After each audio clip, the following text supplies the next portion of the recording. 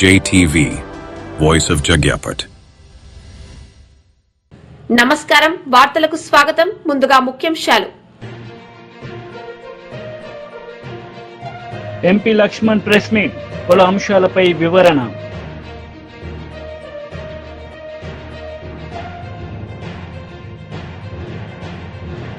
మాజీ మంత్రి Gudivada Amarnath press meet, TDP నేతలపై ఫైర్.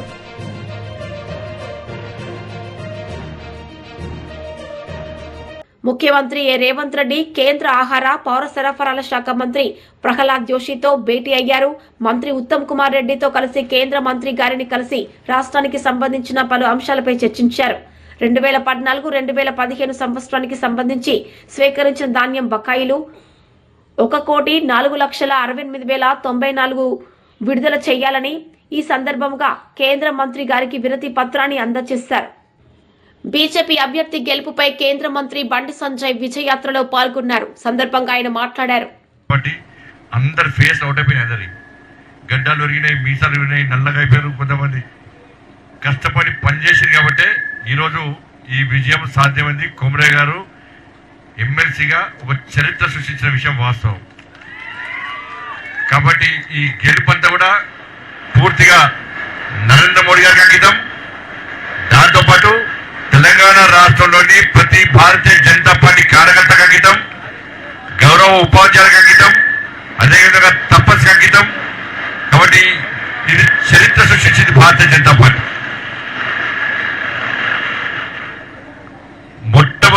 మొదటి ప్రాధాన్యత ఓటుతో గెలిచినట్టే ఒక రికార్డ్ అది. ముఖ్యంగా ప్రధాన భూమిక పోషించింది తపస్సు.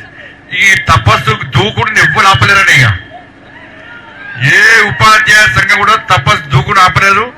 చాలా మంది కూడా ఎప్పుడు తపస్సు మెంబర్షిప్ స్టార్ట్ చేస్తారా, ఎప్పుడు మేము ఈ పిఆర్టీయు, డిటిఎఫ్, ఎస్టీయు ఇవన్నీ మాకెందుకు, మాకు కావాల్సింది ఓన్లీ తపస్ అని చెప్పేసి తపస్సులో మెంబర్షిప్ తీసుకోవడానికి అలా తెలంగాణలోని ఉపాధ్యాయులంతా కూడా ఎదురు చూస్తారు. కాబట్టి మన భారతీయ జనతా పార్టీ తపస్ రాష్ట్ర అధ్యక్షులు మా హనుమంతన్నకు, సురేష్ అన్న కూడా, తపస్ సభ్యులందరూ కూడా కష్టపడి పనిచేసిన వాళ్ళందరూ కూడా భారతీయ జనతా పార్టీ రాష్ట్ర శాఖ తరఫున, మా కిషన్ రెడ్డి గారి తరఫున, మా అందరి తరఫున, మా కొమరే గారి తరఫున కూడా మీ అందరికీ నిజంగా హృదయపూర్వక ధన్యవాదాలు. వాళ్ళు చాలా మంది ఎట్లా పనిచేయాలో పనిచేశారు. దాంతోపాటు ముఖ్యంగా మన ప్రియతమ నేత నరేంద్ర మోడీ గారు, మేము ఎన్నికల్లో ఎక్కడ తిరిగినా కూడా అన్నా మాకు 12,70,000 ట్యాక్స్ ఎగ్జామ్షన్ మహనీయుడు నరేంద్ర మోడీ గారు. ఇవాళ మా గురించి గతంలో కాంగ్రెస్ పార్టీ గారు ఏ పాలకుడు ఆలోచించలేదు.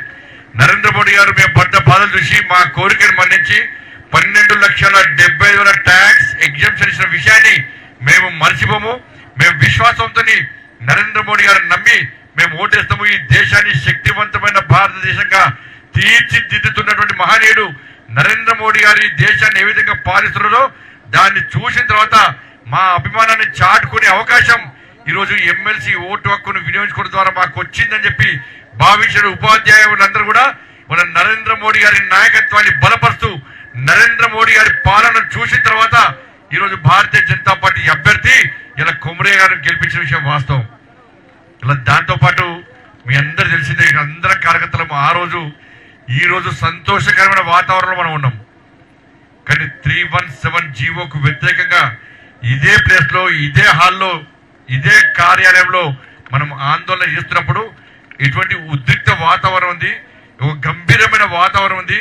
ఏ విధంగా కార్యకర్తలు అమ్మ నడిచిరో, ఏ విధంగా కార్యకర్తల మీద పోలీసులు లాఠీ దెబ్బలు కొట్టిరో, ఏ విధంగా భారతీయ జనతా పార్టీ కార్యకర్తలు కాళ్ళు చేతులు విరగొట్టిరో, ఏ విధంగా కేసీఆర్ ఈ కిటికీలోంచి ఫైర్ ఇంజన్ పైపుతో కార్యకర్తల గుండెలుగా కొడితే ఇలా కార్యకర్తల గోడకు తలిగి తలలకు గాయాలైన విషయాన్ని ఇవాళ ఉపాధ్యాయ సంఘం ఉపాధ్యాయులు మర్చిపోలేదు. ఇలా గతంలో ఏ విధంగా గెలిచింది ఏ సమస్యతో ఈరోజు ఇక్కడ నిజంగా 317 జీవోకు వ్యతిరేకంగా కొట్టాడుతుంటే ఇవాళ అనేక మంది, నాతో పాటు అనేక మంది కార్యకర్తలు జైలుకి పోయిన విషయాన్ని ఇవాళ ఉపాధ్యాయులు మర్చిపోలేదన్న. వాళ్ళు గుర్తించారు. మొదటి నుంచి కూడా ఈ ప్రాంతంలో ఈ 5 ఉమ్మడి జిల్లాలో, ఈ 4 ఉమ్మడి జిల్లా ఉపాధ్యాయులు చూస్తున్నారు.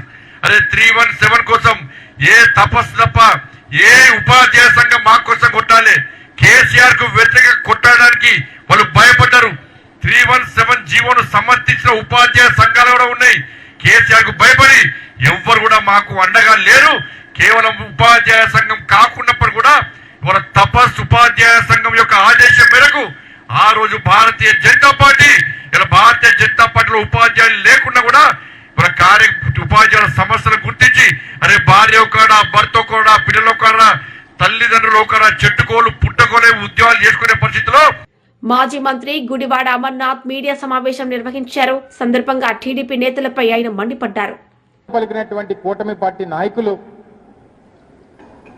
తీరా ఫలితం వచ్చిన తర్వాత నిన్న శ్రీనివాసులు నాయుడు గారు టీచర్స్ ఎమ్మెల్సీగా ఎన్నికైన తర్వాత శ్రీనివాసులు నాయుడు గారి తాలూకు విజయంలో కూటమి పాత్రే ఉంది, కూటమి మలపరిచినటువంటి అభ్యర్థి శ్రీనివాసులు నాయుడు గారు అని చెప్పి చెప్పుకోవడం అనేటువంటిది మరి ఎంతకంట సిగ్గుచేటు ఇంకోటి ఉంటుందా అని చెప్పని అడుగుతా ఉన్నా. మీరు అధికారంలోకి వచ్చినటువంటి కేవలం ఈ 9 మాసాల్లో నేటికి కరెక్ట్గా మార్చి 4వ తారీఖు 9 మాసాలు పూర్తయింది.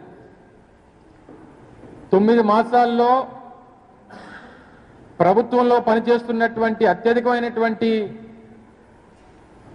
వ్యక్తులు ఉపాధ్యాయులే. ఎందుకంటే దాదాపు రమరమే 6 లక్షల మంది ప్రభుత్వ ఉద్యోగస్తులుంటే అందులో 1,80,000 1,90,000 మంది ఉపాధ్యాయులే ఉంటారు. అంటే 100కి 30% మంది ఉపాధ్యాయులే ప్రభుత్వంలో పనిచేస్తుంటారు. అటువంటి ఉపాధ్యాయులు ఇచ్చినటువంటి తీర్పు గడిచినటువంటి 9 మాసాలుగా ఈ ప్రభుత్వం తాలూకు పనితీరుకి చెంపపెట్టు అనేటువంటి విషయాన్ని ఈ సందర్భంగా చెప్పక తప్పదు.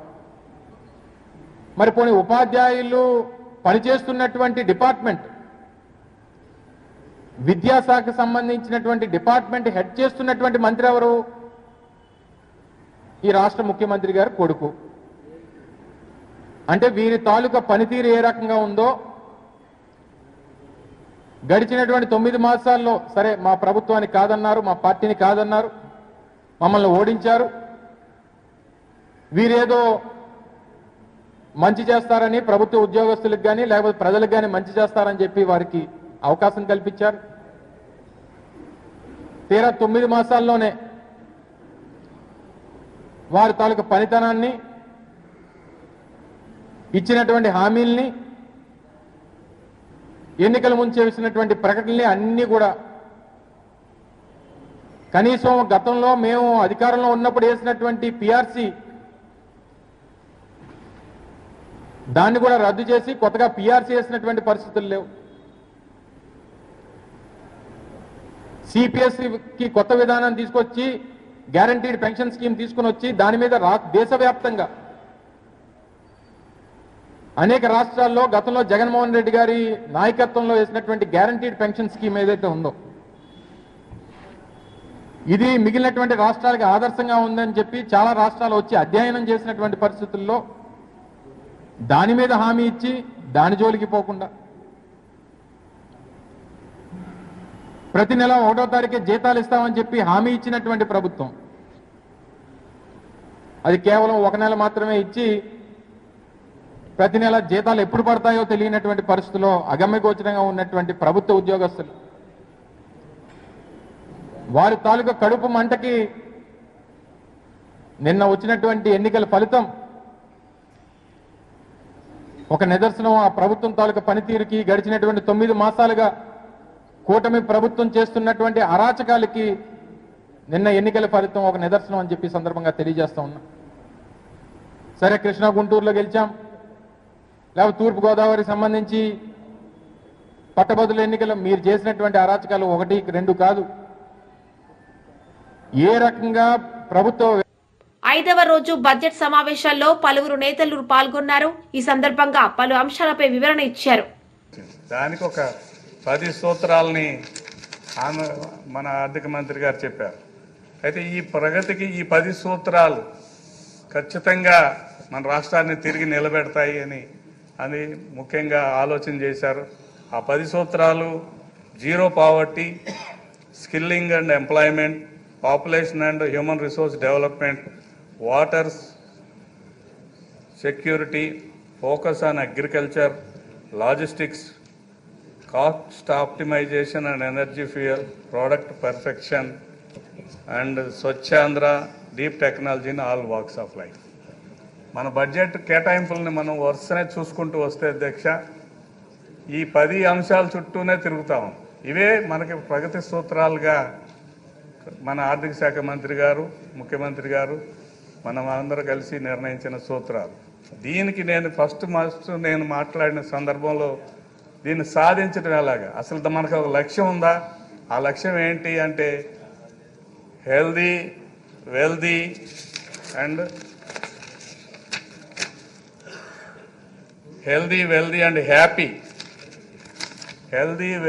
హ్యాపీ సొసైటీని 2047 నాటికి స్వర్ణాంధ్ర 2047 సాధించడానికి ఈ యొక్క 10 సూత్రాలని వాడుకొని మనం ముందుకెళ్ళాలనేది ఒక లక్ష్యం. లక్ష్యం లేకపోతే గాలిలో దీపంలాగా ఉంటుంది, గుడ్డెద్దు చేలు పడినట్టు ప్రయాణం ఉంటుంది. ఒక లక్ష్యాన్ని స్పష్టంగా ఏర్పాటు చేసుకొని ఆ లక్ష్యాన్ని సాధించడానికి దిశగా కేటాయింపులు జరపడం అనేది చాలా గొప్ప విషయం. ఆ కేటాయింపులు కూడా నేను ఒకసారి చదివి వినిపిస్తాను అధ్యక్ష. గత 2023-24 బడ్జెట్ ఎస్టిమేట్స్తో చూసుకున్నప్పుడు కేటాయింపులు ఏ రకంగా ఉన్నాయి? Welfare of SC, ST, OBC and minorities ఫస్ట్ది అనమాట. ఫస్ట్ది ఏంటి అధ్యక్ష? Zero poverty. ఈ పేద వర్గాలను ఆదుకోవటానికి కోసం దాదాపు 52.47 లక్షల కేటాయింపులు జరిపారు అధ్యక్ష. 35% అదనం. Education and sports, arts and కల్చర్కి 10% అదనంగా కేటాయింపులు జరిపారు.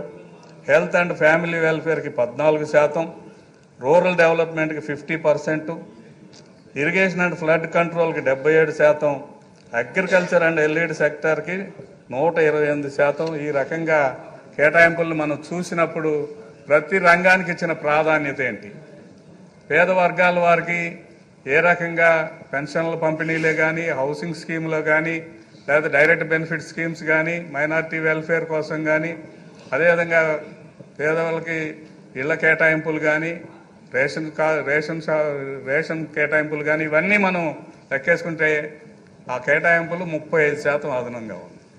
ఈ 35%లో గతంలో ఏంటంటే బటన్ నొక్కి నేను చాలా చేశానని కాదు, కానీ వాళ్ళని స్వయంగా తమ కాళ్ళ మీద తాము నిలబడే విధంగా తయారు చేయడానికి కోసం కొన్ని వైసీపీ మహిళా లీడర్ వరుడు కళ్యాణి మీడియా సమావేశం నిర్వహించారు. ఈ సందర్భంగా ఆమె మాట్లాడారు. ఈరోజు చిన్న పిల్లల్ని మోసం చేయడం నిజంగా దారుణమని తెలియజేస్తూ ఉన్నాను. ఇలా తప్పించుకునే దారిని కాకుండా పిల్లలకి సరైన టైంలో వాళ్ళకి ఇవ్వాల్సిన తల్లికి వందనం డబ్బుల్ని వాళ్ళ అకౌంట్స్లో వేయాల్సిందిగా కోరుతూ ఉన్నాము. అలాగే తీసుకుంటే మహిళల పని ప్రదేశాల్లో మహిళల పైన లైంగిక వేధింపుల గురించి మాట్లాడుతూ దిశ యాప్ అనేది ఆ రోజు మహిళల రక్షణ కోసం జగన్మోహన్ రెడ్డి గారు దిశ యాప్ని, దిశ చట్టం, దిశ పోలీస్ స్టేషన్స్ని తీసుకురావడం జరిగింది. దిశ చట్టం అనేది మీ అందరికీ తెలుసు. ఇక్కడ అసెంబ్లీలో తీర్మానం చేసి కేంద్రం దగ్గరికి ఆమోదం కోసం పంపిస్తే అక్కడ పెండింగ్లో ఉంది. ఇప్పుడు వీళ్ళు కూటమి అనేది కేంద్రంతో కూడా ఎలియన్స్లో ఉంది కాబట్టి ఆ పెండింగ్లో ఉన్న దిశ చట్టం ఆమోదం అయ్యేట్టుగా చేసి ఆ అమల్లోకి వచ్చేట్టుగా చేయాల్సిన అవసరం ఎంతైనా ఉంది. లేకపోతే ఈ దిశ యాప్ అనేది 9 నెలలైంది ప్రభుత్వం అధికారంలోకి వచ్చి ఈరోజు పని చేయకుండా ఉండిన పరిస్థితి. ఇప్పుడు పని ప్రదేశాల్లో ఆడవాళ్ళు ఉద్యోగం కోసమో పని కోసమో వెళ్ళినప్పుడు దిశ యాప్ లాంటి యాప్ కనుక ఉండుంటే చక్కగా SOS బటన్ నొక్కి వాళ్ళ మీద అఘాయిత్యాలు చేయడానికి పూనుకునే వాళ్ళకి వ్యతిరేకంగా పోలీసులు వెంటనే వచ్చి ఆ ఆడవాళ్ళని రక్షించే పరిస్థితి ఉండేది. కానీ ఈరోజు దిశ యాప్ లేకపోవడం వల్ల మహిళలకు రక్షణ లేని పరిస్థితి అయిపోయింది. కాబట్టి తక్షణమే ప్రభుత్వానికి మేము కోరుకున్నాం ఏంటంటే దిశ యాప్ని పునరుద్ధరించాలి. మీకు ఆ దిశ అనే పేరు జగన్మోహన్ రెడ్డి గారు పెట్టారు కాబట్టి ఆ పేరు కొనసాగించడం ఇష్టం లేకపోతే కొత్త పేరు పెట్టుకునైనా దిశ యాప్ లాంటి వ్యవస్థని తక్షణమే తీసుకురావాల్సిన అవసరం ఉందని మేము తెలియజేయడం జరిగింది.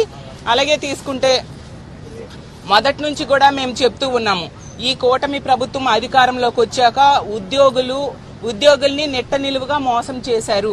ఇప్పటికీ 9 నెలలైనా ఒక్క డిఏ కూడా ఇవ్వలేదు, ఒక IR ఇవ్వలేదు. అలాగే పిఆర్సీ కమిషన్ అప్పుడు జగన్మోహన్ రెడ్డి గారు వేసిన పిఆర్సీ కమిషన్ చైర్మన్ ని ఈ ప్రభుత్వం అధికారంలోకి వచ్చాక తీసేయడమే కాకుండా ఇప్పటికి 9 నెలలైనా కొత్త పిఆర్సీ కమిషన్ చైర్మన్ ని వేయలేదు. దానివల్ల ఉద్యోగులు తీవ్రమైన అసంతృప్తితో ఈ ప్రభుత్వం మీద ఉన్నారు అనే విషయం మేము ముందు నుంచి కూడా చెప్తూ ఉన్నాము. దానికి ఉదాహరణగా ఉత్తరాంధ్రలో మనం చూసాము. టీచర్ ఎమ్మెల్సీలో వీళ్ళు అందరూ సపోర్ట్ చేసిన అభ్యర్థి ఎంత దారుణంగా ఓడిపోయాడు అని.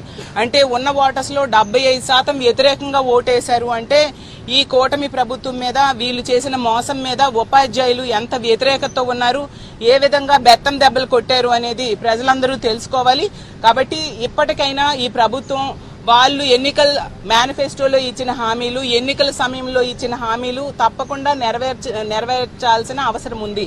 ఎందుకంటే ఈ బడ్జెట్ సెషన్ లో కూడా మనం చూసాము, ఇచ్చిన మేనిఫెస్టోకి వాళ్ళు ఇంటింటికి పంచిన బాండ్స్ కి ఈ బడ్జెట్ కి ఎటువంటి సంబంధం లేకుండా ఉంది. కాబట్టి ప్రజలలో దీని మీద అప్పుడే తీవ్రమైన వ్యతిరేకత. మాజీ మంత్రి నిరంజన్ రెడ్డి మీడియా సమావేశం నిర్వహించారు. సందర్భంగా పలు అంశాలపై ఆయన మాట్లాడారు. లోబడి ఉండి ఏ కారణం చేతనైనా దురదృష్టవశాత్తు ఒక రైతు యొక్క మరణం సంభవిస్తే అది ప్రమాదమైన, రోగగ్రస్తమైన, లేకుంటే మరోటైనా మరణం అంటూ ఏ రకంగా జరిగినా దురదృష్టవశాత్తు ఆ రైతు కుటుంబం వీధిన పడొద్దు, ఇబ్బంది పడొద్దు అని చెప్పి ఆ రైతును ఆదుకోవడం కోసం మాత్రమే ఉద్దేశించినటువంటి అత్యద్భుతమైన పథకం అది. ప్రీమియం ప్రభుత్వమే చెల్లించి ఆ రైతు మరణానికి సంబంధించినటువంటి వివరాలు ఒకసారి వ్యవసాయ అధికారి, పంచాయతీ అధికారి మరణాన్ని ధృవపరుస్తూ వివరాలు పోర్టల్లో ఆన్లైన్లో అప్లోడ్ చేస్తే ఎవ్వరు పోయి ఏ కార్యాలయం చుట్టూ పోయి తిరిగేటువంటి కర్మ లేకుండా 5 నుంచి 6 లేదా 7 వర్కింగ్ డేస్లో 5-6 పని దినాల లోపలే ఆ కుటుంబానికి నేరుగా అకౌంట్లోకి డబ్బులు వచ్చి పడేవి. ఇటువంటి అద్భుతమైనటువంటి పథకానికి శ్రీకారం చుట్టి రాష్ట్రంలో మా ప్రభుత్వం దిగిపోయే నాటికి ప్రవేశపెట్టినటువంటి ఈ పథకం ద్వారా రైతులకు 1,18,198 కుటుంబాలకు 1,18,198 కుటుంబాలకు ఒక్కొక్కరికి 5 లక్షల రూపాయల చొప్పున ఆ గతించిన రైతు కుటుంబంలో బీమాను అందించడం జరిగింది. దీనికోసం మొత్తం కేసీఆర్ సర్కార్ ఆనాడు ఎల్ఐసికి వివిధ సందర్భాల్లో కట్టినటువంటి ఈ మొత్తం డేటా అంతా ఉంది. వివిధ సందర్భాల్లో కట్టినటువంటి ప్రీమియం డీటెయిల్స్ అన్నీ. ఫస్ట్ ఇయర్లో ప్రీమియము ఉదాహరణకి మనం మొదలుపెట్టినప్పుడు ఫస్ట్ ఇయర్లో 2,271 ఉంటే అది ఏటేటా అది పెరుగుతూ పోయింది. ప్రీమియం ఇప్పుడు 3,829కి వచ్చింది. అట్లా ఏటేటా పెరుగుతూ పోయింది. ఈ మొత్తం కలిపి కేసీఆర్ సర్కారు ప్రీమియం కిందనే కట్టినటువంటిది, రైతు బీమా కోసం ప్రీమియం కిందనే కట్టినటువంటి మొత్తం డబ్బులు 6,122,65,00,000. మళ్ళీ చెప్తాను, 6,122,65,00,000 రూపాయలు ప్రీమియం కింద చెల్లించింది. అందుకు మన రైతుల యొక్క క్లెయిమ్స్ ఏవైతే ఉన్నాయో 1,18,198 కుటుంబాలకు రావడం జరిగింది. చెల్లించినటువంటి మొత్తం డబ్బు ఏది రైతు కుటుంబాలకు వచ్చినటువంటి డబ్బు 5,909 కోట్ల రూపాయలు. సరే, ప్రభుత్వం మారింది. వీళ్ళనాడు కొనసాగుతున్న పథకాలే కాదు, వ్యవసాయ పథకాలు వాటికి అదనంగా మేము చేస్తామన్నారు. చాలా గప్పాలు కొట్టారు, అవన్నీ మనం చూస్తున్నాం. మరి ఈరోజు కేవలం 750 కోట్లు ప్రీమియం కట్టాల సర్కార్. రైతు బీమా పథకం అమల్లో ఉండాలంటే ఈ సర్కార్ ప్రీమియం కట్టవలసినటువంటిది 750 కోట్లు. ఈ 750 కోట్ల రూపాయలు ఈ సర్కారు ప్రీమియం కట్టని కారణంగా, ఆ కిస్తు కట్టని కారణంగా దాదాపు 7,000 పైచిలకు మంది రైతులు ఎవరైతే ఇటీవలి కాలంలో చనిపోయినటువంటి వాళ్ళు ఉన్నారో మొత్తము వాళ్ళ క్లెయిమ్స్, ఆ బిల్స్, ఆ ఫైల్ అన్నీ పెండింగ్లో ఉన్నాయి. ఇప్పుడు ఆల్రెడీ ఎల్ఐసి దగ్గర పెండింగ్లో ఉండేటువంటివి ఉన్నాయి. అవి కాక ఈ ఇంటర్రెగ్నం పీరియడ్, ఈ మధ్యకాలం ఏదైతే ఉందో ఈ మధ్యకాలంలో ఉండేటువంటి వాళ్ళు 7,000 కుటుంబాలు ఉన్నాయి. ఈ 7,000 కుటుంబాలకు సంబంధించినటువంటి ఆ ఫైళ్ళన్నీ కూడా అవి పెండింగ్లో ఉన్నాయి. ఇవి ఇట్లా ఉండగా రైతుల ఆత్మహత్యలు 440 దాటింది, 440. ఇప్పుడు కరెంటు రాదు, నీళ్లు రావు, రైతు భరోసా రాదు, బీమా కిస్తు చెల్లించరు. మరి ఏమి ఇస్తున్నట్లు? మీరు ఎన్ని చెప్పింది?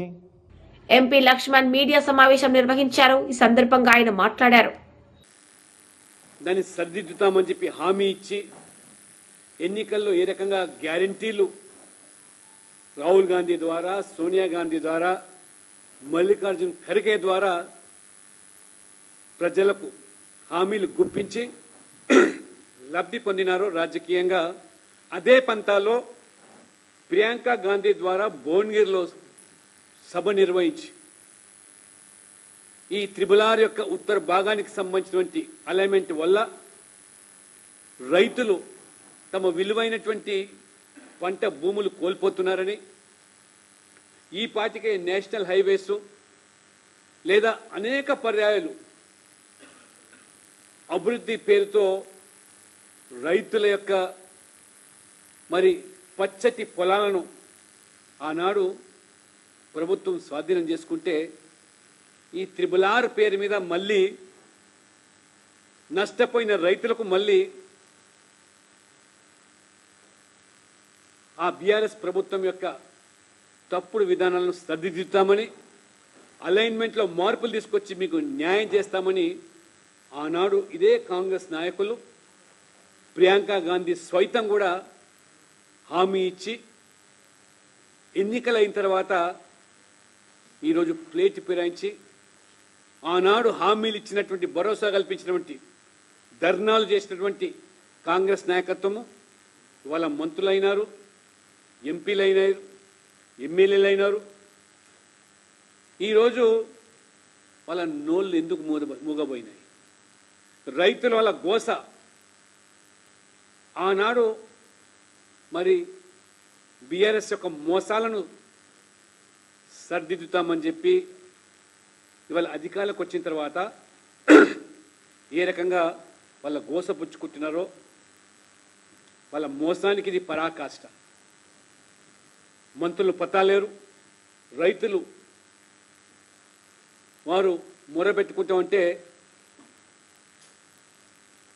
ఎంపీలు, ఎమ్మెల్యేలు ఇది మా చేతుల్లో లేదు, ముఖ్యమంత్రి స్వయంగా దీన్ని పర్యవేక్షిస్తూ ఉన్నారు, ముఖ్యమంత్రి గారికే మీ గూడు చెప్పుకోండి అని చెప్పి.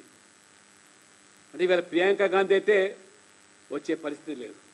ఆయన ఇదే రాహుల్ గాంధీ గారు అశోక్ నగర్లకు వచ్చి నిరుద్యోగ యువతను రెచ్చగొట్టి 2 లక్షల ప్రభుత్వ ఉద్యోగాలు ఇప్పిస్తాం, ఓటేయమని చెప్పాడు. 1 సంవత్సర కాలంలోనే ఇవాళ పతా లేకుండా పోయినారు. కాబట్టి తీరా చూస్తే ఇప్పుడు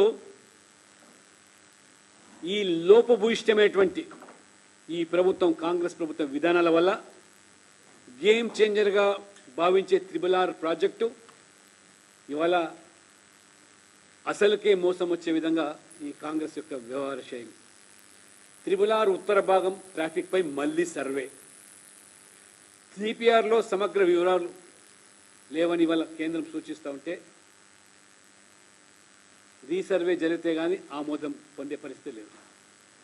కేంద్రంతో పాటు రాష్ట్ర ప్రభుత్వంలో ప్రత్యేక రీసర్వే. వాస్తవంగా డిపిఆర్ తయారు చేసే ముందు ఆ మార్గంలో ఎన్ని వాహనాలు తిరుగుతాయి, ప్రయాణించేటువంటి వాహనాల సంఖ్య ఎంత, ఆ టోల్ మాధ్యం ద్వారా, ఆ వాహనాల ద్వారా ఎంత ఆదాయం సమకూరుతుంది, ఎంతమంది ప్రయాణికులకు వెసులుబాటు కలుగుతుంది. ఎందుకంటే ఈ పాటికే ఓఆర్ఆర్ అనేది. వైసీపీ లీడర్ ఎస్వి సతీష్ కుమార్ రెడ్డి మీడియా సమావేశం నిర్వహించారు. ఈ సందర్భంగా ఆయన మాట్లాడారు. భారతదేశం ఉంది, భారతదేశంలో తాజ్మహల్ ఉంది, తాజ్మహల్ ముందర పచ్చిక బయలు ఉన్నాయి, ఆ బయలులో ఒక ఆవు ఉంది, ఆవుకు 2 కాళ్ళు 4 కాళ్ళు 2 కళ్ళు అని చెప్పేసి మళ్ళా గోమాత జిందాబాద్ అన్నంట.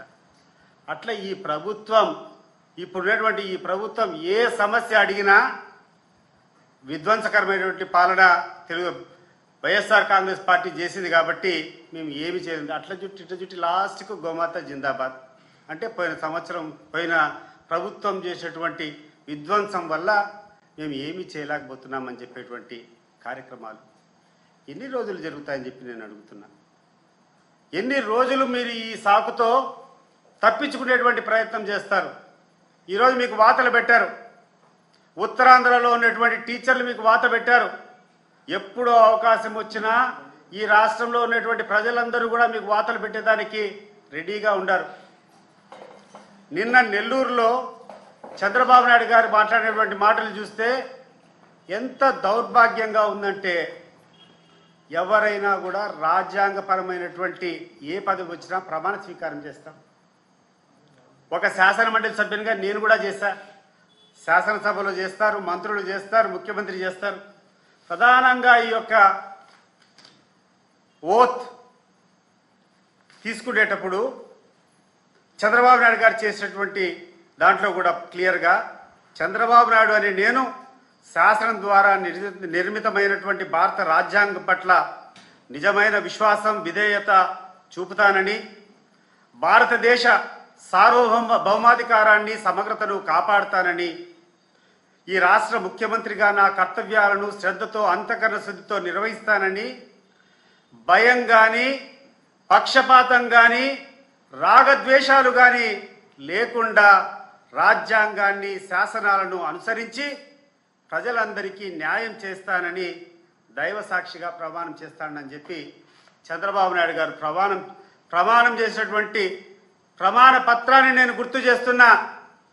ఈ ప్రమాణానికి ఏమైనా విలువ ఉందా చంద్రబాబు నాయుడు గారు?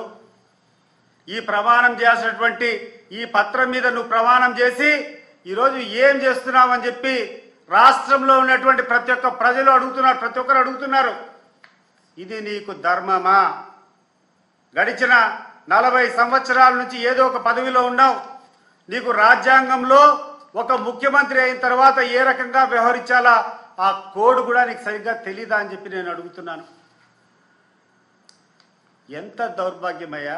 ఇదేమన్నా ఈ రాష్ట్రంలో ఉండేటువంటి పనులు, ఈ రాష్ట్రంలో ఉండేటువంటి కథలు ఒక వర్గానికే చేస్తాం, ఇంకొకరికి చేస్తే వైఎస్ఆర్ కాంగ్రెస్ పార్టీ వాళ్ళకు పనులు చేస్తే పాముకు పాలు పోసేట్టు అని మాట్లాడుతున్నాడు. ఇంత ఘోరమైనటువంటి ముఖ్యమంత్రి ప్రపంచంలో ఎవరు కూడా చూసుండరు. నేను ఒకటే అడుగుతున్నాను చంద్రబాబు నాయుడు గారిని. చంద్రబాబు నాయుడు గారు, మీరు ఈ యొక్క రాజ్యాంగాన్ని చదివారా? ది కాన్స్టిట్యూషన్ ఆఫ్ ఇండియా చదివారా?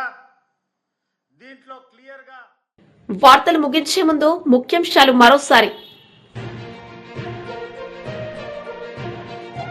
ఎంపీ లక్ష్మణ్ ప్రెస్ మీట్, పలు అంశాలపై వివరణ.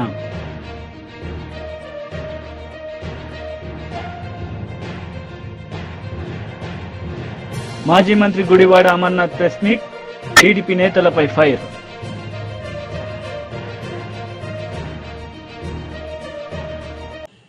ఈ వార్తలు ఇంతటితో సమాప్తం. తిరిగి ప్రసారమయ్యే వార్తల్లో మళ్ళీ కలుద్దాం. అంతవరకు సెలవు. నమస్తే.